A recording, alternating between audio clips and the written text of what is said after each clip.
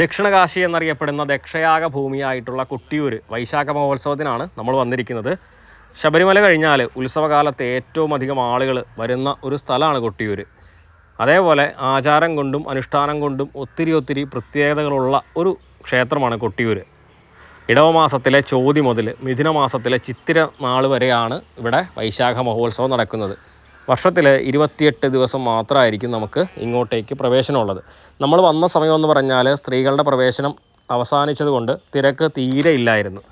വിശാഖം നാളിൽ ഭണ്ഡാരം എഴുന്നള്ളത്തിന് മുമ്പും മകന്നാളിൽ ഉച്ചശിവേലി കഴിഞ്ഞും സ്ത്രീകൾക്ക് ഇവിടേക്ക് പ്രവേശനമില്ല.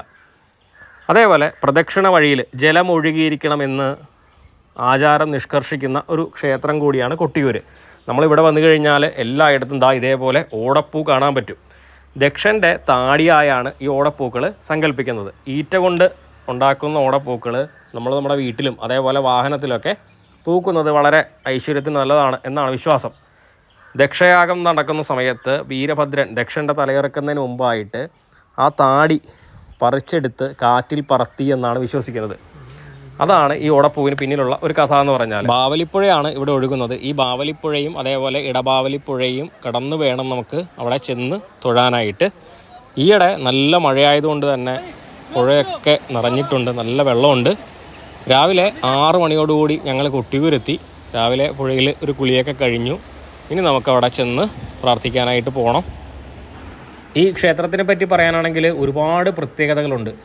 ആചാരവും അനുഷ്ഠാനവും അത്രയും കൃത്യമായിട്ടാണ് ഇവിടെ പരിപാലിച്ച് പോരുന്നത്. അതേപോലെ തന്നെ ഇവിടെ നിങ്ങൾ വന്നു കഴിഞ്ഞാൽ സ്ഥിരമായിട്ട് ഒരു നിർമ്മിതികളും നമുക്കിവിടെ കാണാൻ പറ്റില്ല. ഉത്സവം കഴിഞ്ഞാൽ പ്രകൃതിയിലേക്ക് ലയിച്ചു പോകാവുന്ന രീതിയിൽ ഓല കൊണ്ടാണ് ഇവിടെ കുടിലുകളും കയ്യാലകളൊക്കെ കെട്ടിയുണ്ടാക്കിയിട്ടുള്ളത്. ഈ കയ്യാലകളെന്ന് പറഞ്ഞാൽ ഈ ക്ഷേത്രവുമായിട്ട് ബന്ധപ്പെട്ട് ഒരുപാട് അവകാശികളുണ്ട്. അവർക്കൊക്കെ ഓരോ കയ്യാലകൾ വീതം കൊടുത്തിട്ടുണ്ട്. നമ്മൾക്ക് ഇവിടെ വന്നു കഴിഞ്ഞാൽ ഓരോ കയ്യാലയിലും ഇങ്ങനെ ഇതിൻ്റെ പേരെഴുതിയിട്ടുണ്ട്, ഇത് ആരുടെയാണെന്നുള്ളത്. അങ്ങനെയുള്ള കയ്യാലകളാണ് ഇപ്പോൾ നമ്മൾ കാണുന്നത്.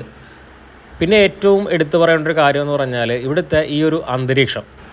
മഴയെ ഇത്രയേറെ ആഘോഷമാക്കുന്ന ഒരു ഉത്സവം ഇല്ല എന്ന് തന്നെ പറയാം. കൊട്ടിയൂർ എന്ന് പറയുന്നത് ദക്ഷയാഗം നടന്ന ഭൂമിയാണ്.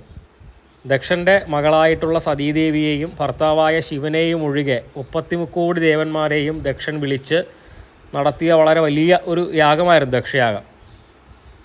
വിളിച്ചില്ലെങ്കിലും സതീദേവി അവിടെ വന്നപ്പോൾ ഭർത്താവായിട്ടുള്ള ശിവനെ ദക്ഷൻ അവഹേളിക്കുകയും ആ അവഹേളിച്ചതിൽ സതീദേവി മനംനൊന്ത് ഈ യാഗത്തിലെ അഗ്നിയിലേക്ക് ചാടി ആത്മഹത്യ ചെയ്യുകയാണ് ചെയ്തത്. ഇതിൽ കോപം കൊണ്ട ശിവൻ ജട പറിച്ച് നിലത്തടിക്കുകയും അതിൽ നിന്നും പിറവിയെടുത്ത വീരഭദ്രൻ ദക്ഷൻ്റെ ശിരസ് അറുത്തെടുക്കുകയാണ് ചെയ്തത്. ഈ ദക്ഷൻ്റെ ശിരസ് അറുത്തെടുക്കുന്നതിന് മുമ്പ് താടി പറിച്ച് കാറ്റിൽ പറത്തിയെന്നാണ് പറയുന്നത്. അതാണ് നമ്മളിവിടെ കാണുന്ന ഓടപ്പൂവായിട്ട് സങ്കല്പിക്കുന്നത്. അങ്ങനെ ആ യാഗം മുടങ്ങിയപ്പോൾ ബ്രഹ്മാവും വിഷ്ണുവും കൈലാസത്തിലെത്തി ശിവനോട് ഈ യാഗം മുടങ്ങിയാൽ ഉണ്ടാകുന്ന ഭവിഷ്യത്തുകളൊക്കെ പറഞ്ഞ് ബോധ്യപ്പെടുത്തി. അങ്ങനെ അനുവാദത്തോടുകൂടി ബ്രഹ്മാവ് ദക്ഷനെ വീണ്ടും പുനർജീവിപ്പിച്ച് യാഗം പൂർത്തിയാക്കി എന്നാണ് പറയപ്പെടുന്നത്.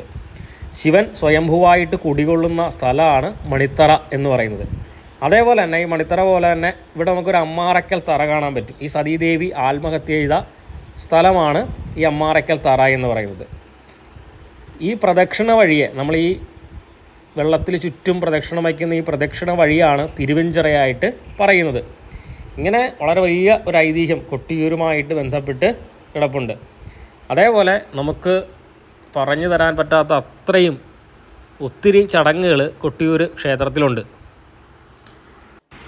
അതേപോലെ ഈ കൊട്ടിയൂർ വൈശാഖോത്സവത്തിൻ്റെ ഏറ്റവും വലിയ പ്രത്യേകത എന്ന് പറയുന്നത് ഈ വൈശാഖോത്സവം അവസാനിക്കുന്ന സമയത്ത് പൂജകൾ മുഴുവനായിട്ട് തീരാനായിട്ട് പാടില്ല എന്നാണ് പറയുന്നത്. അതാണ് അതിൻ്റെ ആചാരവിധി.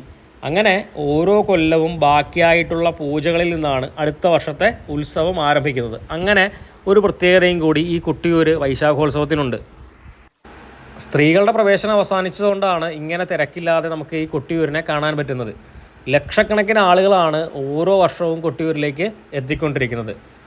അക്കരെ കൊട്ടിയൂർ വളരെ ഭംഗിയായിട്ട് ദർശനം നടത്തി. ഇനി നമുക്ക് ഇക്കരെ കൊട്ടിയൂരിലേക്ക് പോകണം. ഇക്കരെ കൊട്ടിയൂരിൽ ഇവിടെ വൈശാഖോത്സവം നടക്കുന്ന 28 ദിവസവും അവിടെ പൂജകളും ചടങ്ങുകളും ഒന്നുമില്ല. ഇക്കരെ കൊട്ടിയൂർ ക്ഷേത്രത്തിൽ വന്നു കഴിഞ്ഞാൽ നമുക്ക് ഈ കാണുന്ന വലിയൊരു കാവ് കാണാൻ പറ്റും. ആയില്യാർ കാവ് എന്നാണ് ഈ കാവിനെ വിളിക്കുന്നത്. പണ്ട് കാലത്ത് 1000 വില്ലുകാർ കാവ് എന്നാണ് ഇതറിയപ്പെട്ടുകൊണ്ടിരുന്നത്. പിന്നീട് പറഞ്ഞ് 1000 വില്ലുകാർ കാവ് ലോപിച്ചാണ് ആയില്യാർ കാവായിട്ട് മാറിയത്. വൈശാഖോത്സവം നടക്കുന്ന സമയത്ത് ഈ വൈശാഖോത്സവത്തിൻ്റെ തുടക്കത്തിൽ 2 പ്രധാന ചടങ്ങുകൾ നടക്കുന്ന ഒരു കാവ് കൂടിയാണിത്.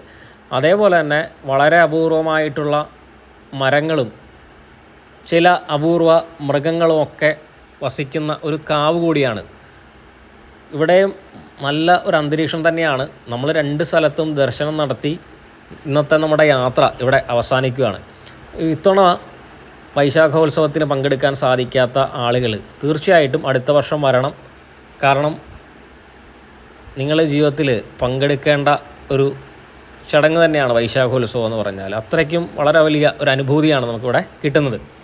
നമുക്ക് ഇതേപോലെയുള്ള പുതിയ പുതിയ കാഴ്ചകളൊക്കെ ആയിട്ട് നമുക്ക് വീണ്ടും കാണാം. അപ്പോൾ എല്ലാവർക്കും മറ്റൊരു വ്ളോഗിൽ കാണാം.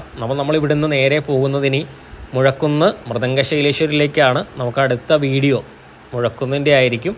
അപ്പോൾ എല്ലാവർക്കും ബൈ ബൈ.